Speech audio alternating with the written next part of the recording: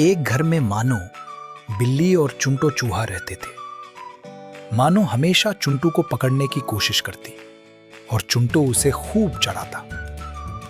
एक रात किचन में एक खतरनाक कुत्ता घुस आया।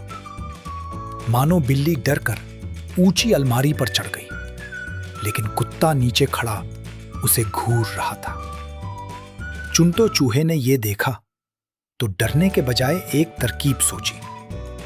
उसने जोर लगाकर एक भारी स्टील का बर्तन नीचे गिरा दिया।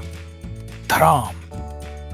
बर्तन गिरने की आवाज से कुत्ता डरकर दम दबाकर भाग गया।